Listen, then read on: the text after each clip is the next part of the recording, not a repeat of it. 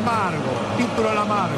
Este es el título que vale. Créanlo o no créanlo, reviente quien reviente. Esto es el fútbol. Hay que salir quebrado de la cancha, roto. Como decía Mussolini en una época, hace 14.000 años.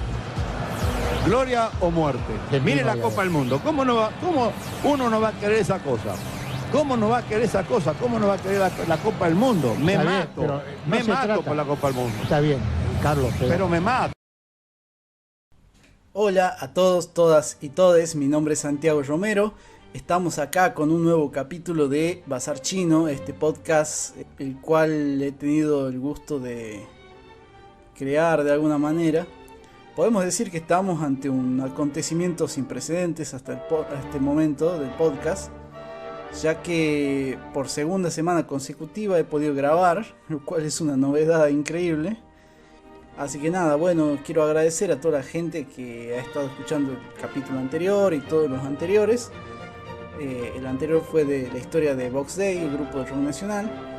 En este episodio vamos a volver un poquito con el deporte y fundamentalmente con el deporte que a mí me gusta, que es el fútbol. Pero bueno, antes de arrancar con este nuevo programa, el octavo ya, en primer lugar quería agradecer de nuevo a toda la gente que escucha el podcast. Quería decirles que no se olviden de seguir a la cuenta del podcast en Instagram, aparezco como Bazar Chino Podcast. Si me quieren seguir a mí, cosa que es menos útil, pero bueno, aparezco como Santi Romero en Instagram. No olviden suscribirse al canal de Spotify, que es algo muy importante también. Y para quienes deseen hacer algún tipo de contribución, en las historias destacadas de la cuenta de Instagram encontrarán el link de el cafecito, cafecito.app/Bazar Chino Podcast. Quienes quieran hacer algún tipo de contribución es más que bienvenida. Pueden conseguir el link en las historias destacadas del perfil de Instagram. Como el fútbol es el deporte que a mí por lo menos más me interesa, más me gusta, es de los pocos deportes que a mí me gustan, y como estamos en un año de mundial, me pareció buena idea que empiece a hacer episodios sobre la historia de los mundiales, obviamente hasta llegar al 2022, ¿no? Que es el año que está ahora en curso. Hasta ahora me parece un buen objetivo. Vamos a ver si llegamos, depende de cómo vayan las cosas en mi vida cotidiana y en las ganas que yo tenga de hacer el podcast, ¿no? A veces es un laburo bastante arduo y no puedo prometer nada, pero me pongo como objetivo eso, llegar hasta antes del mundial, que va a ser a fin de año, recorrer o realizar un recorrido histórico por las distintas copas del mundo, ¿no? Como ustedes se acordarán, en capítulos anteriores vimos la historia de Uruguay 1930, que fue la primera Copa del Mundo. Hoy vamos a avanzar 4 años en la línea del tiempo y nos vamos a dirigir hacia el Mundial de Italia de 1934. Vamos a hablar de los partidos, del contexto histórico y por supuesto de las polémicas y de los mitos alrededor de esta Copa del Mundo, ¿no? Pero antes de meternos de lleno en este Mundial de Italia, primero vamos a ir y vamos a viajar a uno de los países de Europa Central. Nos vamos a ir a Austria.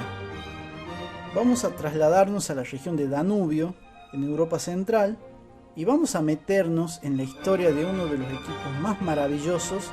Primero vamos a empezar este capítulo hablando del Wunderteam, o equipo maravilloso, traducción en español, que fue la selección austríaca de los años 30 que maravilló el mundo y que fue y es considerado quizás el primer gran equipo de fútbol, mucho antes que la Naranja Mecánica, mucho antes que el Barcelona, mucho antes que la Hungría de los años 50.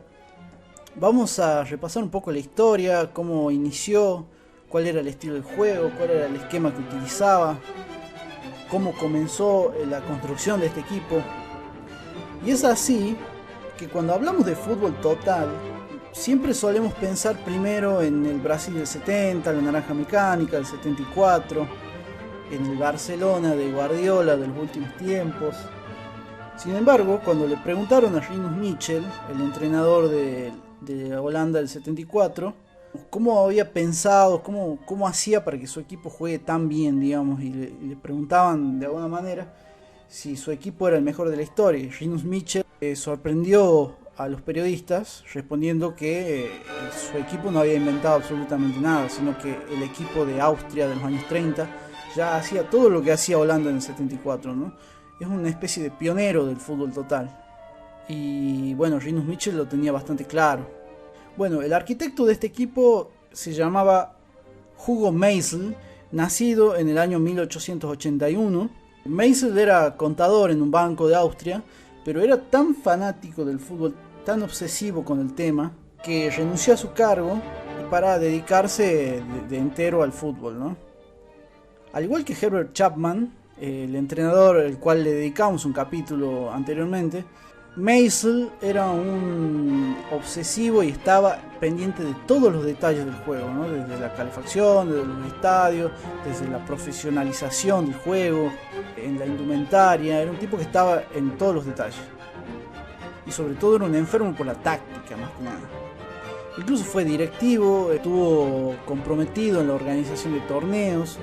Él fue el principal impulsor de la Copa Mitropa, que es el primer antecedente de una copa internacional, ¿no? De un torneo continental. Es el primer antecedente de la Copa de Europa, de la Champions League, como ustedes quieran decirle, donde participaban los dos mejores equipos de Austria, Hungría, Checoslovaquia y Yugoslavia. Más tarde se sumarían los italianos, suizos y rumanos. Esta sería una de las principales torneos internacionales hasta la aparición de la Copa de Europa, que nosotros conocemos, ¿no? Hasta la Copa de Campeones. Bueno, la Copa Mitropa se disputó entre el año 1927 y 1992, o sea que tuvo un amplio número de años, digamos, vigente, ¿no? Hugo Meisel se hizo cargo de Austria el 22 de diciembre de 1912 con 31 años, pero tuvo que dejar el cargo cuando estalló la Primera Guerra Mundial. En ese periodo se desempeñó como directivo, árbitro, entre otras cosas, todo excepto menos jugar al fútbol. Hasta donde se sabe, Meisel jamás jugó al fútbol, o al menos nunca profesionalmente. El caso es que Hugo Meisel conoció a Jimmy Hogan, un entrenador escocés muy destacado de la época, junto a Herbert Chapman, junto a Vittorio Pozzo, que vamos a hablar un poco de él más adelante. Es de los primeros grandes entrenadores de esta primera época del fútbol. Hogan, a diferencia de Herbert Chapman, que era un entrenador un poco más pragmático, Hogan era un evangelizador, si se puede decir, del toque corto, del buen juego, del juego asociativo. Recuerden que en Inglaterra en ese momento todavía era muy popular el dribbling game, que era que un solo jugador agarre la pelota y gambetea todo lo que pueda. Bueno, este tipo fue el primero que tuvo la idea de que el fútbol es un juego asociativo y es un juego colectivo. Bueno, Hogan era de alguna manera militante del juego vistoso, recorrió por muchísimos países enseñando este tipo de juego, entre ellos Brasil. Si no me equivoco, Jimmy Hogan tiene un monumento en Brasil, ya que fue de alguna manera el que les enseñó a jugar. Por eso se puede decir que existía una filosofía escocesa muy diferenciada del fútbol inglés. Sin embargo, a pesar de que los ingleses eran los mejores del mundo en ese momento, los escoceses se diferenciaban por ese gran nivel de juego y por ese juego tan vistoso, ¿no? Pero que de todas maneras salía perdiendo porque en ese contexto la táctica todavía era muy precaria y se apostaba muchísimo al juego ofensivo, demasiado ofensivo, y a veces los equipos como el de Escocia tenían una impronta menor a sus vecinos británicos, ¿no? Incluso hay un dicho sobre esto que dice algo así como que los escoceses le enseñaron al mundo a jugar y después ellos mismos se olvidaron de lo que sabían, ¿no? Es hasta irónico, ¿no? En ese sentido. Continuando con esta historia, con el apoyo de Jimmy Hogan, Meisel creó la Escuela de Danubio, que fue ese gran complejo deportivo en Austria, donde se empezó a forjar los elementos principales del equipo que sería después el Wunder Team, ¿no? Bueno, la leyenda de este equipo comienza en abril de 1931, en un triunfo 2-1 ante Checoslovaquia. Hay que decir que el Wunder Team fue un equipo brillante que comenzó a enhebrar triunfos y algunas goleadas ante diversos rivales, ¿no? De Europa, sobre todo, de Europa Central y de Europa del Este. Pero el boom llegó el 16 de mayo de 1931, cuando el Wonder Team goleó a Escocia 5-0, que era un hito que llamó muchísimo la atención de los demás seleccionados y del mundo del fútbol en general, ¿no? Ya que los escoceses, como acabo de mencionar, eran casi tan buenos como los ingleses. A partir de ahí, el Wonder Team empezó a enhebrar un montón de triunfos, 16 en total. Y bueno, hasta que venció a esta selección de Escocia, que hasta ese momento jamás había perdido con un rival que no fuera Inglaterra. Se podría decir con esto que el alumno superó al maestro, ¿no? Bueno, el Wonder Team, o por lo menos esa primera formación del Wonder Team, era conformada de la siguiente manera. El esquema táctico era un 2-3-5, que era el esquema más popular en esa época. En el arco estaba Hayden. En la dupla central se encontraba Ramsays, Bloom. En el mediocampo estaba conformado por Brown, Smithstick, que era de alguna manera la columna vertebral de este equipo, y Gall. Arriba jugaba con 5 delanteros, aunque ahora voy a pasar a explicar más detalladamente este aspecto del esquema. Esta delantera estaba conformada por Zizek como volante por la derecha, Bogle como volante por la izquierda. En el centro de la delantera estaban Schall y Schweidl. Espero haberme pronunciado bien, porque es un nombre impronunciable realmente. Y su figura estrella, que se llamaba Sindelar. En un momento voy a pasar a contar quiénes eran estos protagonistas del equipo, ¿no? Del Wonder Team. Pero primero voy a pasar a contar cómo continúa esta historia del equipo austríaco. Luego de su triunfo 5-0 ante Escocia, tuvo goleadas como Alemania por 6-0 y 5-0, a Suiza por 8-2 y a Hungría por el mismo resultado, 8-2. Fue así que el 7 de diciembre de 1932, Austria viajó a Londres para enfrentar a los maestros del fútbol, ¿no? Es decir, a los ingleses. Hasta ese momento Austria jamás había enfrentado a los ingleses de visitante, o sea, en las Islas Británicas. Recordemos que Inglaterra hasta ese momento estaba invicta como local y tenía un historial positivo frente a Austria, ¿no? Bueno, el día del partido algunas crónicas afirman que había 70.000 personas en el estadio para ver a la maravilla austríaca y bueno, obviamente a los maestros, porque se preveía que iba a ser un partido espectacular y no se equivocaron. Bueno, este partido representaba una oportunidad única para los austríacos, porque de alguna manera si lograban ganarle a los ingleses de visitante, automáticamente creo que Austria se podría haber considerado como el mejor equipo del mundo sin ningún tipo de discusión alguna. Bueno, una vez comenzado el partido, Austria comenzó de forma muy ofensiva, con mucha presión, tocando por debajo, tratando de demostrar y de imponer su estilo ante los ingleses, que de alguna manera no supieron cómo contrarrestar este estilo de juego tan vistoso y tan nuevo para ellos, ya que recordemos que jugaban de la misma forma que los escoceses, pero potenciado, mejorando lo que le habían enseñado. Sin embargo, el equipo inglés era ordenado y pragmático, y esto resultaba una buena resistencia para los austríacos, y sobre todo eran precisos. Los ingleses tenían un estilo de juego muy preciso. Y el primer tiempo de este partido terminó con Inglaterra ganando 2-0, ¿no? Sin embargo, esto es un resultado un poco engañoso, ¿no? Porque hasta ese momento Austria le estaba pegando un baile bárbaro a los ingleses, pero los ingleses habían sido más efectivos y se fueron 2-0 ganando en el primer tiempo. Una vez iniciado el segundo tiempo, Zizek descontó para el Wonder Team. Inglaterra en el minuto 78 logró el 3-1 y Sindelar sobre el final descontó y puso el 3-2 para Austria, ¿no? De igual manera, ambos equipos continuaron de forma muy dinámica y hubo tiempo para 2 goles más. Y es por eso que el partido finalizó 4-3 en favor de Inglaterra. Hasta el día de hoy, este partido es considerado uno de los mejores de la historia por la emotividad que tuvo y porque fue la primera vez que dos grandes titanes de este deporte se enfrentaron, ¿no?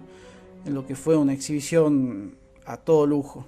La historia detrás de esto es que si bien los ingleses habían ganado el partido, esto fue un punto de inflexión, un punto de quiebre en el fútbol global, ¿no?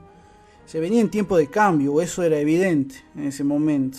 E incluso ya se empezaba a profetizar que los ingleses iban a dejar de ser los mejores. Incluso ellos mismos reconocían que el Wonder Team había jugado muy bien y que por pequeños detalles ganaron el partido, porque tranquilamente lo podrían haber perdido, ¿no? Esa supremacía inglesa estaba desapareciendo. Sin embargo, la derrota de Austria no empañó la racha que tuvo el equipo a partir de ese momento. Goleó 6-1 a Bélgica, 4-0 a Francia otra vez, y también goleó a Italia 4-2. Los números de Austria hasta el Mundial del 34 fueron los siguientes. Jugaron 29 partidos, ganaron 19, empataron 7 y solo perdieron 3 partidos. Es decir, arrolladora la diferencia que había entre la selección austríaca y los demás conjuntos, ¿no? Bueno, pero ahora nos metamos un poco en saber quiénes eran los jugadores que conformaban el Wonder Team, hablando un poco más individualmente de cada uno de ellos. El principal jugador de este equipo era Matthias Motzel Sindelar, que era apodado como el hombre de papel, ¿no? O el Mozart del fútbol. Wow, imagínense tener ese apodo. Se le decía el hombre de papel básicamente por su complexión física y por la forma en la que se movía en la cancha, ¿no? Con una gran agilidad, con una destreza poco antes vista en otros jugadores, ¿no? Un poco atípica para la época. Su físico era desgarbado relativamente, medía 1,75 y pesaba alrededor de 70 kilos. Es decir, ni muy ni tan. Era un jugador muy técnico que organizaba el juego y tenía mucho gol. Si bien era delantero, pero no era un delantero centro o lo que hoy consideramos un 9 de área, tampoco era un enganche. Era lo que hoy, con un pensamiento más contemporáneo, conocemos como falso 9, ¿no? Que popularizó Messi en el equipo de Guardiola. De hecho, Guardiola hasta el día de hoy sigue jugando con falso 9, no juega con centro delantero. Y también lo recordaremos por Sampaoli, Jorge Sampaoli, el entrenador de la selección argentina, que quiso hacer lo mismo en el Mundial 2018, pero bueno, esa es otra historia que quedará para después. Bueno, a Sindelar se lo acusaba un poco de ser un poco frío, ¿no? En el juego, de no transpirar la camiseta. En criollo, de ser medio pecho, digamos, ser medio pechito frío. Pero bueno, era un gran gambeteador, organizaba el juego de Austria, tenía mucho gol. Era un poco motivo de estrés para los entrenadores, porque a veces se copaba con las gambetas y bueno, a veces el equipo erraba goles o terminaba mal alguna jugada, porque era un tipo sumamente individualista de a momentos. Sindelar es considerado hoy el mejor jugador austríaco de toda la historia y uno de los mejores de la historia del mundo en general. Jugó para la selección austríaca 47 partidos, marcando 27 goles, y al término de su retiro se le registran más de 600 goles a nivel club y selección, ¿no? Jugó en el Hertha de Viena y en el Austria Viena. Pasemos a la saga central. Joseph Blum fue un central aguerrido, destacado para la época, y era muy buen pateador, o eso al menos dicen las crónicas. Smistik y Hoffmann eran el pilar del mediocampo de Austria, eran muy ordenados, muy equilibrados, eran muy habilidosos, tenían mucha técnica y una gran capacidad de pases largos, ¿no? Después tenemos el caso de Zizek, que también era un delantero muy habilidoso de Austria y fue la figura en la goleada contra Escocia de 5-0. Y bueno, y tenemos también a Schweizer, que es el que había nombrado hace un momento. Él era delantero centro, era 9. Era de alguna manera la cara opuesta de Sindelar, ya que representaba la fuerza, el trabajo, el entrenamiento. Era un jugador muy aguerrido, muy físico. En un principio competía por el puesto junto a Sindelar, pero Meisel trató de alguna manera de hacerlos encajar en un mismo equipo, así que tuvo que correr un poco a la posición de Schweizer para que Sindelar pudiera jugar, ¿no? Y entrar en el equipo. Y por último, hablar de Toni Schall, que era el goleador de esta selección austríaca, que anotó ni más ni menos que 27 goles en 28 partidos, es decir, una bestialidad de goles. Y Joseph Bican, quien es un delantero muy destacado de la historia general del fútbol, que en este momento era muy joven y que le tocó jugar y hacer muchos goles después de este mundial, pero es uno de los máximos goleadores de la historia del fútbol, con más de 518 goles. O sea, está entre los 5 primeros goleadores de la historia. Bueno, con este equipo el Wunder Team era el favorito a ganar la Copa del Mundo, ¿no?, de 1934. Bueno, ahora nos vamos a meter ya de lleno en la historia del Mundial 34 y hablar un poco del contexto. Como es sabido, Europa en la década del 30 fue un hervidero político, ¿no?, en todos los países casi. Ya empezaba a haber rumores, se empezaba a palpar un clima de conflicto bélico que podía venirse muy en breve. La FIFA en ese momento había superado con creces la organización del primer mundial, ¿no?, en Uruguay, y tuvo buenas recaudaciones, lo cual, bueno, fue un incentivo para decir, bueno, redoblar la apuesta y empezar a organizar el próximo mundial, que debía jugarse en Europa, ¿no?, como fue el primer arreglo o el primer estamento que había establecido la FIFA, y que después se lo pasó en el ojete porque nunca más volvieron a cumplir mucho con eso. Pero había un problema, que pocos países se habían candidateado a la organización del mundial, ¿no? Después de la crisis del 30, eran muy pocos los países que querían aventurarse a tomar algún tipo de deuda o alguna cosa que pudiera generar un descalabro en la economía de cada uno de los países. Así que solo se candidatearon para organizar el mundial España, Suecia e Italia. Los dos primeros países, es decir, España y Suecia, se terminaron bajando de la organización del mundial, así que quedó Italia como natural candidata a organizar la Copa del Mundo de 1934. Esto generó polémicas en varios países que pidieron postergar el mundial, entre ellos Austria, a 1936, porque se negaban que Italia fuera la organizadora de la Copa del Mundo. Por supuesto, la FIFA, como siempre, tiene un talento especial para hacerse la boluda y mirar para otro lado cuando suceden situaciones como esta.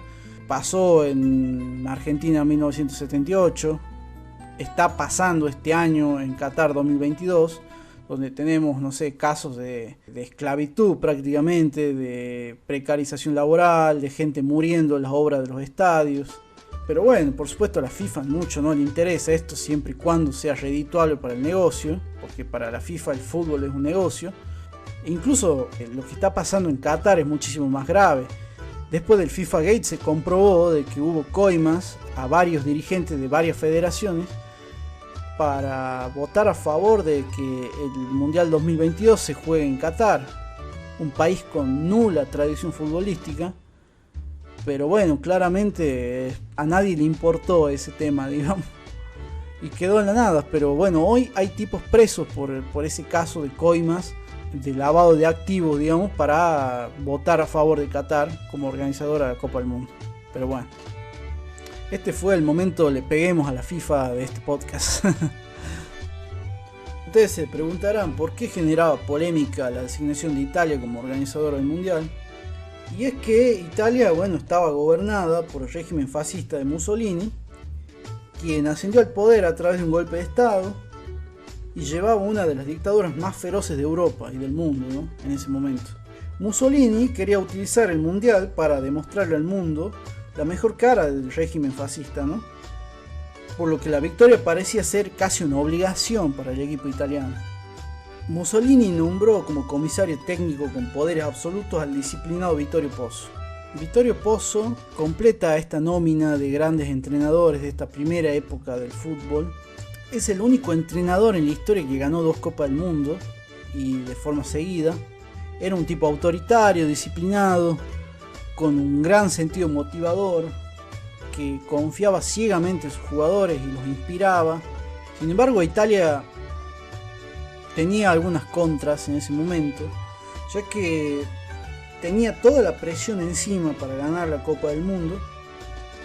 Y hay que decir que el seleccionado trasalpino estaba varios escalones por debajo de otros equipos de Europa y de otras selecciones, ¿no? En este caso Austria, Hungría o Checoslovaquia, que eran de los principales equipos de ese momento. Pero tenía una gran ventaja: jugaba de local, y eso significa muchísimo en el fútbol. Italia contaba con un equipo más o menos decente, al cual se habían unido los oriundi, es decir, aquellos que volvían a sus raíces, ¿no?, de Italia. Es decir, los inmigrantes que en algún momento habían viajado a Sudamérica, volvían otra vez para jugar con la selección italiana. Extranjeros nacionalizados, como el caso de Orsi, el argentino, Attilio de María, Luis Monti y Guaita. Recordemos que estos tres jugadores, los últimos, Guaita, Monti y de María, habían jugado o habían formado parte del plantel argentino subcampeón del mundial anterior, de Uruguay 1930. Todos estos jugadores se encontraban jugando en clubes italianos, tenían un gran contrato y fueron convencidos de alguna manera para jugar con la selección italiana.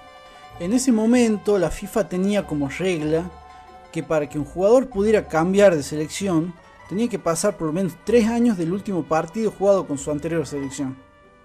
La FIFA hizo vista gorda ante esto y acortaron el lapso en favor de Italia para que pudiera incorporar a estos jugadores.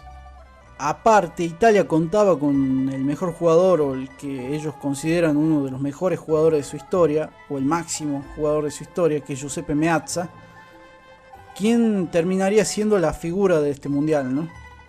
Bueno, otro candidato fuerte para ganar la Copa del Mundo era Checoslovaquia. Contaba con el gato František Planica en el arco. Tenía centrales rocosos como Kostalek y Trotsky. Arriba tenían delanteros como Nejedly, Sobotka y Antonín Puk. Sumado que venía a derrotar al Gunderteam y a los ingleses como local. Y bueno, ustedes se preguntarán también qué pasaba con los sudamericanos en ese momento. Claramente Argentina y Uruguay eran quizá los mejores equipos del mundo. Argentina participó de este mundial, pero viajó con jugadores amateurs, ya que entre 1930 y 1931 se había profesionalizado el fútbol en Argentina y la liga profesional de fútbol no estaba federada con la FIFA. Entonces Argentina no podía llevar jugadores profesionales a jugar la Copa del Mundo, ¿no? Por lo que tuvo que recurrir a jugadores amateurs de equipos menores. Es el caso de que en ese momento tuvo que llevar muchos jugadores del interior del país, de clubes que nunca más volverían a aportar jugadores a la selección nacional. Por ejemplo, por citar algunos casos, jugadores de Sarmiento de Chaco, de Estudiantil Porteño, de Barraca Central, jugadores de Defensores de Belgrano, de Gimnasia de Mendoza, de Desamparados de San Juan.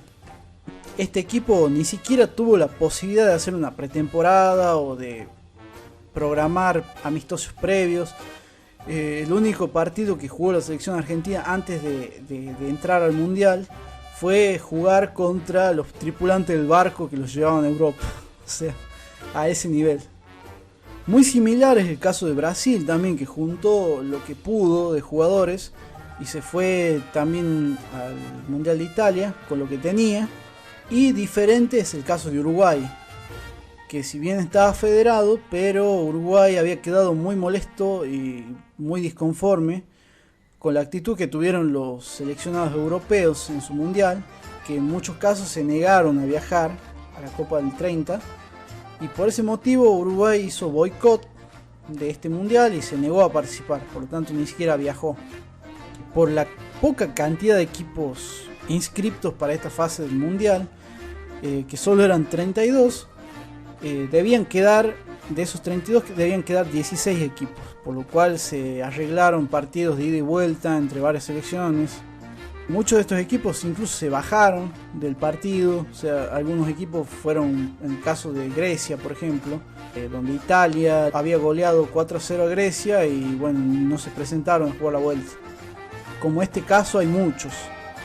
Este mundial, por la poca cantidad de equipos que había, se decidió que lo mejor era hacer un cuadro de octavos de final a partido único y bueno, así se iba a ir decidiendo partido a partido quién iba avanzando, ¿no? Bueno, en cuanto a algunos cambios en la indumentaria. Tenemos, por ejemplo, la aparición de los cuellos en B en las camisetas.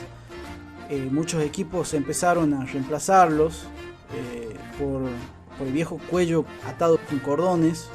En el Mundial del 30 era muy común que los equipos, al salir a la cancha, salieran todos los jugadores vestidos de traje y saco. En este Mundial se va alejando esa imagen y se va dejando el saco de lado. Y la pelota con la que se jugó este Mundial fue idéntica a la del Mundial de 1930, con la diferencia que se usó la misma pelota en todos los partidos y en todas las fases, ¿no? Recordemos que esto en el Mundial del 30 había generado muchas polémicas, ¿no? Ya que en la final se habían dividido el uso de la pelota en una de Argentina y otra de Uruguay, ¿no? Para cada uno de los tiempos. Bueno, en este Mundial se decidió que la pelota iba a ser la misma para todos los equipos y para todos los partidos. Era de color marrón, de tiento y con gajos rectangulares de cuero. Era una pelota muy pesada, era muy difícil cabecearla, la mayoría de los jugadores no se animaba a hacerlo. Y cuando llovía, la pelota absorbía el agua y se volvía más pesada, ¿no? Esto también generaba un gran inconveniente para los jugadores en ese momento. Vamos un poco con el cuadro de este mundial, que se repartió de la siguiente manera. En la primera llave estaban Suecia y Argentina, Alemania y Bélgica, Suiza contra Holanda y Checoslovaquia contra Rumania. Mientras que en la otra llave tenemos a Hungría y Egipto, Austria y Francia, España y Brasil, e Italia y Estados Unidos en el primer partido. La Copa del Mundo inició el 27 de mayo de 1934. Austria abrió con el primer partido contra Francia. Bueno, el Wunder Team arrancó con mayoría de titulares, pero le costó más de lo que esperaban, ¿no? El equipo francés se había preparado muy bien para este mundial y su entrenador George Kimpton, que era un británico, utilizaba la MW de Herbert Chapman, que hasta ese momento no era tan popular entre los equipos. Y Francia comenzó ganando en el minuto 18 con gol de Nicolas. Un tiempo después, Sindelar empató el partido en el minuto 44 y el partido terminó empatado en 1, así que fueron a la largue. Sin embargo, Austria se repuso, entró muy bien al tiempo adicionado. Schall en el minuto 93 puso el 2-1 y Joseph Bican en el minuto 109 liquidó el partido en favor de Austria. A minuto del final, Berriest, el jugador francés, descontó y cerró el marcador, ¿no? De alguna manera se puede decir que no eran buenas señales para Austria, que no había empezado nada bien en este mundial. Bueno, más tarde Hungría, que si bien no había jugado bien, pero le alcanzó para ganarle 4-2 a Egipto en el partido siguiente. Luego España le ganaría sin problemas a Brasil 3-1. Y ahora era el turno de los locales. Italia hizo su debut en la Copa ese mismo día y fue una máquina básicamente, y venció 7-1 a Estados Unidos con 3 goles de Schiavio, 2 de Orsi y 1 de Ferrari. Más tarde ese mismo día Suecia le ganó en el estadio Litorale al rejunte argentino, ¿no? Aún así le costó más de lo que había esperado y tuvo que remontar 2 veces el marcador. El resultado final fue de 3-2 en favor de Suecia. Bueno, más adelante Alemania haría su debut mundialista en esta Copa del Mundo de forma muy positiva, ganándole 5-2 a Bélgica, y por otro lado Suiza eliminaría a Holanda por 3-2 en lo que sería una de las sorpresas de esta Copa del Mundo. El último partido de la llave lo disputaron Checoslovaquia y Rumania. Recordemos que Checoslovaquia era uno de los candidatos firmes para ganar este mundial también. Rumania dio el golpe al minuto 11. Momentos después se encendería la polémica por una jugada que la mayoría de las crónicas afirman que fue un penal, claro, para Rumania, ¿no? Cuando iba ganando 1-0. Sin embargo, los checoslovacos se recompusieron y lo dieron vuelta con goles de Nedjedli al minuto 50 y con gol de Puk en el minuto 67. Bueno, así fueron pasando los partidos. por lo que la llave de cuartos de final quedó conformada de la siguiente manera. Suecia enfrentaría a Alemania en los cuartos, Suiza a Checoslovaquia, Austria a Hungría y España se mediría con Italia, el local. En el primer partido del cuarto de final, Alemania mejoró su nivel de juego y venció 2-1 a Suecia, que solo pudo descontar al final, es decir, ganaron con bastante holgura o con bastante tranquilidad, ¿no?, en este partido. Más tarde, el 31 de mayo, Checoslovaquia enfrentaría a Suiza.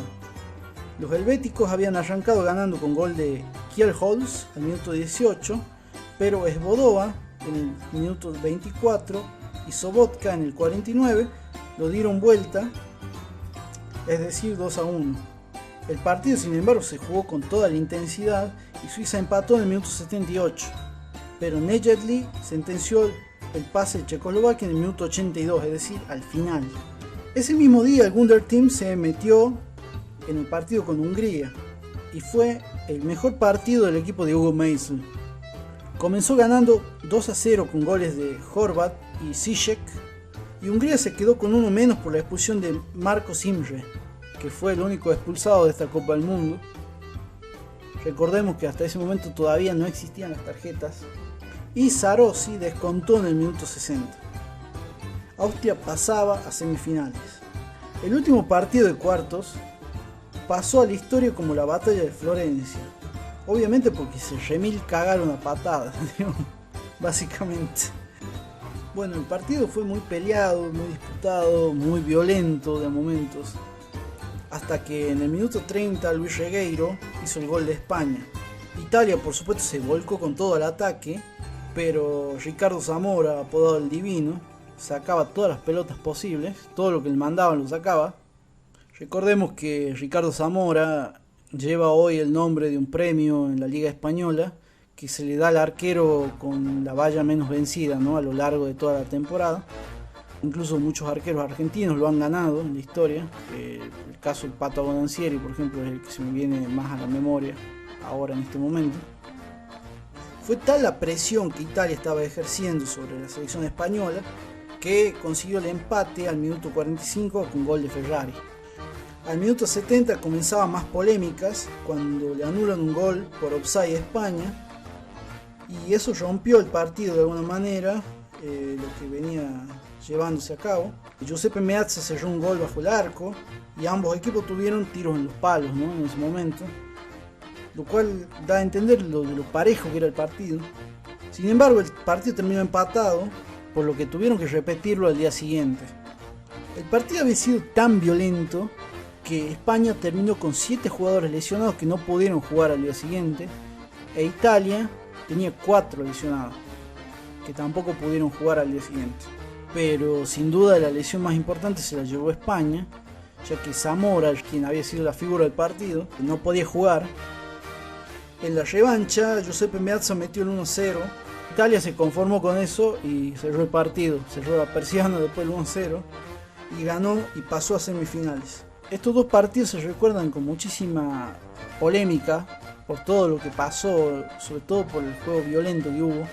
Es así que Baert y Merced, que fueron los árbitros respectivamente del primer partido y del segundo, recibieron sanciones cuando volvieron a dirigir en sus países, ¿no?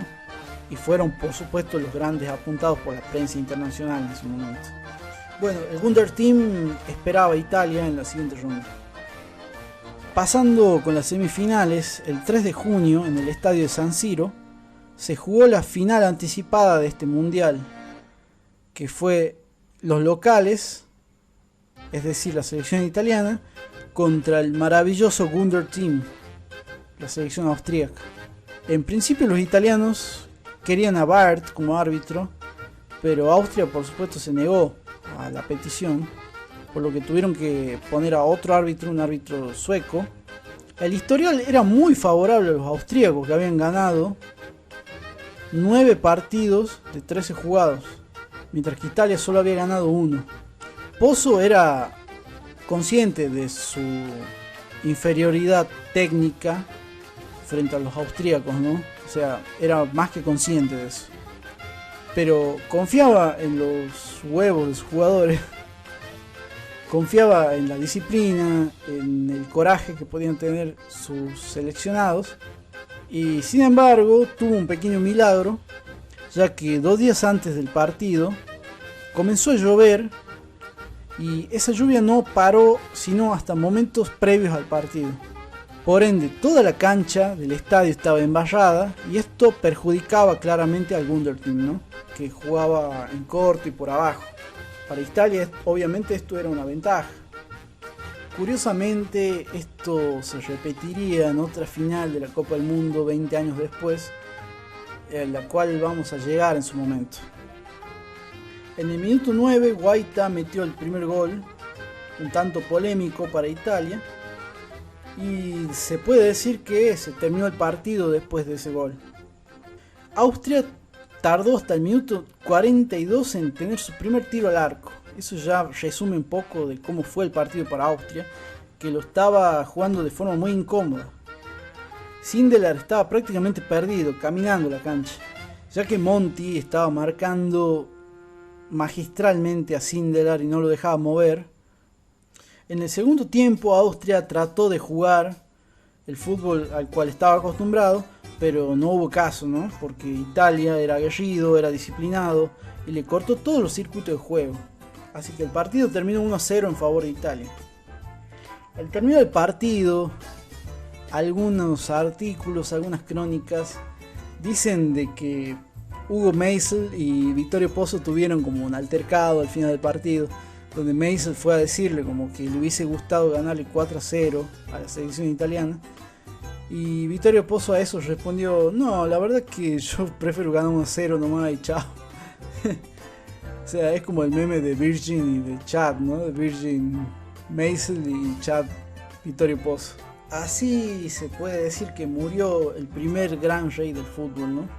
Fue el fin del Wunderteam, el fin de esta historia y el fin de su participación en Copas del Mundo, ¿no? Como el Wunderteam. Ahora, digo yo, ¿no? Porque la verdad que la selección austríaca hasta ese momento no estaba teniendo un buen mundial. Esto que se habla muy seguido, ¿no? De que los equipos tienen que llegar a punto y al 100% a la Copa del Mundo. No hay lugar para otra cosa. De hecho, en Argentina tenemos casos muy emblemáticos que hasta el día de hoy duelen mucho, como por ejemplo el caso de Argentina en el Mundial de Corea y Japón 2002, que había arrasado en las eliminatorias previas y llegó al Mundial 2002 mermado físicamente, con algunos jugadores pasados de edad, con un nivel futbolístico no tan bueno como el que venía teniendo, y Argentina se volvió en primera ronda. Pero si el Mundial se hubiese jugado en el año 2000 o 2001, es muy probable que Argentina hubiese salido campeón del mundo. Lo mismo quiero decir para el caso de Argentina 2014. Yo por lo menos tengo la idea que si el Mundial se hubiese jugado en el año 2012, Argentina era campeón del mundo, porque Messi estaba en un nivel excepcional, Agüero estaba en un nivel excepcional, Higuaín estaba en un nivel excepcional, Di María también. Y al Mundial 2014 llegaron mermados físicamente, con lesiones, o se venían de recuperar de alguna operación, como era el caso de Higuaín, o Messi, que en ese momento no estaba en su mejor momento futbolístico. Y bueno, y Argentina perdió la final contra Alemania. Bueno, algo así le pasó al equipo del Wunderteam también. Si el Mundial se hubiese jugado en 1932 o 1933, es muy posible que hubiese arrasado con los demás equipos. Pero bueno, no fue así. En la segunda semifinal se enfrentaban Checoslovaquia y Alemania en Roma. Eran dos equipos muy físicos. La cosa estaba pareja hasta que Nejedly metió el 1-0 para Checoslovaquia, pero en el minuto 67 Alemania empató el partido. Para colmo, el arquero Planica se lesionó y tuvo que ser reemplazado por un jugador de campo. Y como muchas veces sucede en el fútbol, cuando un equipo no está jugando bien con 11 y de repente queda con uno menos, pasa a jugar mejor, por algún tipo de razón que no tiene explicación, ¿no? Así que Checoslovaquia sacó lo mejor que tenía y Nejedly metió 2 goles para sentenciar el partido en el minuto 71 y en el minuto 80 del partido. Checoslovaquia pasaba a la gran final y era uno de los candidatos para ganarla. Bueno, por otro lado, por el tercer y cuarto puesto, Alemania venció a una Austria que estaba devastada anímicamente y se quedó con el bronce. Alemania le ganó 3-2 a Austria. Bueno, vamos a hablar un poco de la final de esta Copa del Mundo. Cabe decir que a pesar de las polémicas, al final llegaron los equipos más regulares o los mejores equipos, ¿no? De esta Copa. Tanto Checoslovaquia, que venía siendo candidato de hace varios años para ganar el Mundial, e Italia, que si bien tenía menos material futbolístico que otras selecciones, fue mejorando partido a partido y era un equipo muy disciplinado, muy ordenado, que si bien no era vistoso probablemente, pero bueno, le alcanzaba para ganar. Y convengamos que muchas de las polémicas que se vivieron en esta Copa del Mundo tienen que ver con el juego brusco, ¿no?, que mostraba la selección italiana. Sin embargo, era algo muy común en esa época. Los partidos solían ser así. No había expulsiones, no se cuidaba tanto a los jugadores en ese momento, no había cambios por lesión, a eso me refiero. Así que bueno, era algo normal de la época. El 10 de junio de 1934 asistieron más de 50.000 personas al Estadio Nacional del Partido Fascista en Roma. El partido, por supuesto, estaba presidido por el duce Mussolini en las tribunas, y ambos equipos salieron con esta formación a jugar el partido.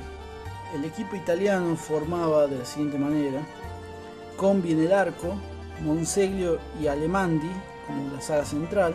En el mediocampo estaba conformado por Ferraris, Monti y Bertolini, y en la delantera, como extremo derecho, Guaita, como extremo izquierdo, Orsi, en la dupla central en la delantera, Meazza y Ferrari, y como 9 de área, Schiavio.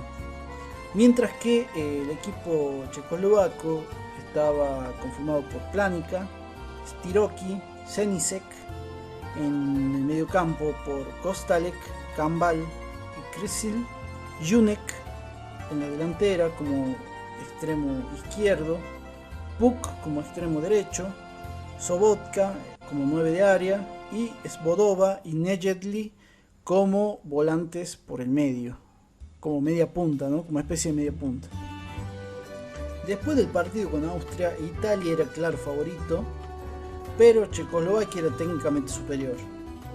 Los checoslovacos arrancaron el partido tocando en corto, tratando de instalar su supremacía. Italia claramente estaba nerviosa, ¿no? Recordemos que a lo largo de todo el mundial y sobre todo en la final, se dice en muchas fuentes, algunas coinciden, otras no, que Mussolini había amenazado tanto al entrenador italiano como a algunos de sus jugadores, ya que estaban obligados a ganar el mundial y a ganar el partido.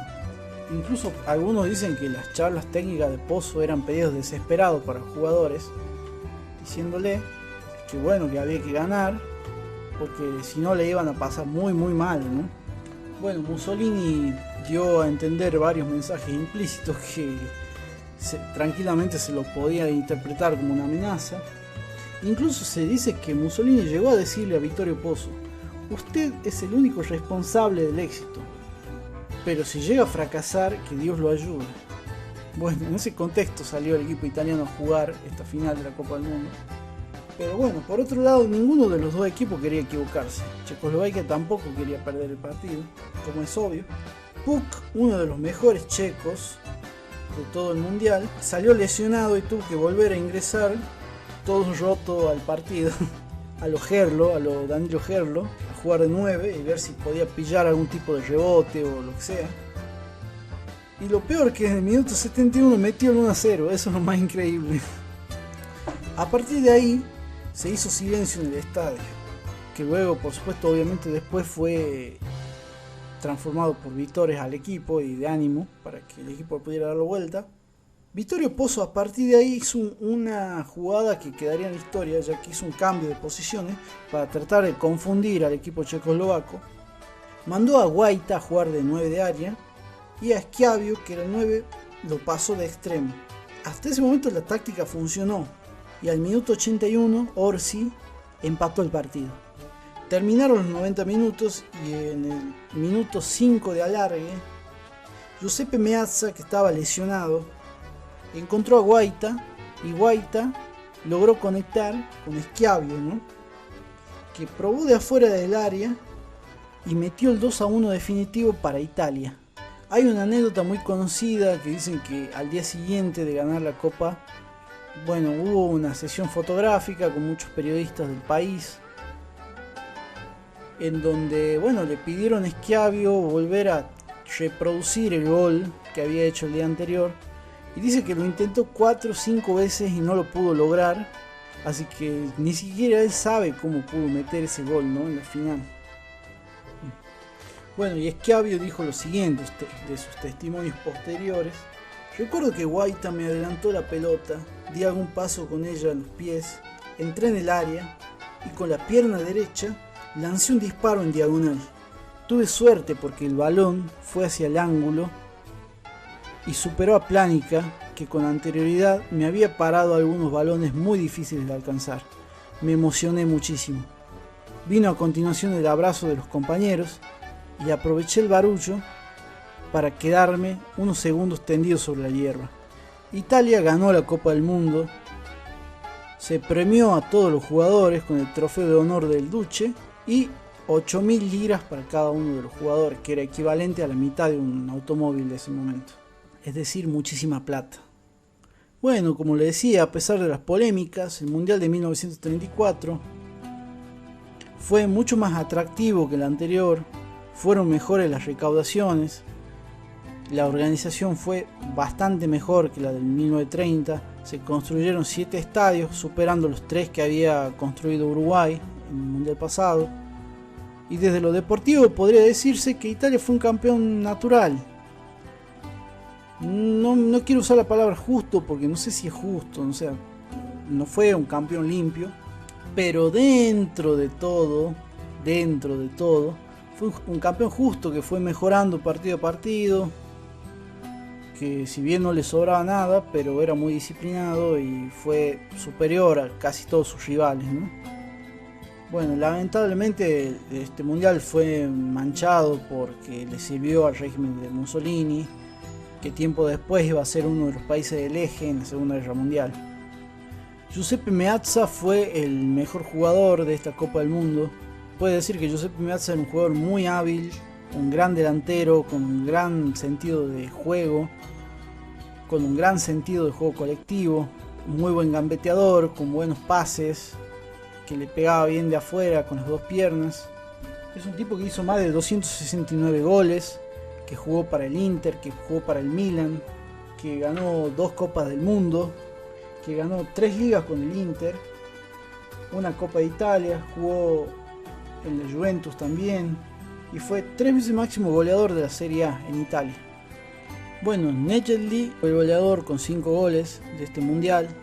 Nejedly no se consideraba un 9 fuerte de área, sino todo lo contrario, era un oportunista, era un tipo que aprovechaba el error del rival, era un tipo incluso con una complexión física bastante pequeña, o sea, teniendo en cuenta la complexión que tenían otros delanteros de la época, ¿no? Aún así, bueno, era un goleador formidable. Y el equipo ideal de esta Copa del Mundo fue el siguiente: Ricardo Zamora en el arco, Monseglio y Quincoses en la saga central, en el mediocampo Wagner de Austria, Monti de Italia y Silauren de España, y en la delantera tenemos a Guaita como extremo derecho, a Meazza, Sindelar y Nejedly como delanteros centrales y Orsi como extremo izquierdo. Para terminar, porque me parecía que la idea era, ya que habíamos arrancado con el Wunderteam austríaco, me pareció lo correcto cerrarlo de la misma manera, contando qué fue de la historia del Wunderteam después del Mundial del 34. Luego del Mundial, el contexto político en Austria era muy complejo, muy convulsionado, muy violento, donde el país de Austria estaba regido también por una dictadura bastante fuerte, con mucha influencia del fascismo de Mussolini, con la amenaza nazi del otro lado de la frontera. El Wunderteam nunca pudo recuperar el nivel que tuvo previo al Mundial 34. Sin embargo, en los Juegos Olímpicos de Berlín en 1936 llegó a la final del torneo de fútbol y fue derrotada por Italia, ¿no?, en la final nuevamente. Y en 1938 Austria es invadida y anexada a la Alemania nazi, ¿no? El equipo fue desmembrado y la mayoría de sus jugadores pasaron a la selección alemana. Algunos se negaron, entre ellos Sindelar, por ejemplo. Poco después de la anexión de Alemania y Austria, los generales de la SS organizaron un partido amistoso, por lo menos eso cuenta la leyenda, entre la selección austríaca y la selección alemana. Y los oficiales de la SS antes del partido fueron a amenazar a los jugadores austríacos de que no hicieran goles, que jugaran para atrás de alguna manera y que no humillen al seleccionado alemán. Creo que en ese momento era sabido que Sindelar no tenía muchas simpatías por el régimen nazi, por lo que se pasó básicamente por el ojete las amenazas de la SS y jugó con lo mejor que tenía. Incluso humilló muchísimas veces, le pegó una meada al equipo alemán. Dice que el tipo gambeteaba y cerraba goles a propósito bajo el área para tratar de demostrar la superioridad que tenía el equipo austríaco. Finalmente Austria le ganó 2-0 a ese combinado alemán y algunos creen que esto fue la condena de muerte para Sindelar después de ese partido, ya que en 1939 Sindelar apareció muerto en su casa junto a su familia. Hasta el día de hoy no se puede comprobar cuáles fueron las causas. La autopsia reveló que había sido asfixiado por gas junto a toda su familia, pero la verdad es que nunca se supo bien qué fue lo que pasó.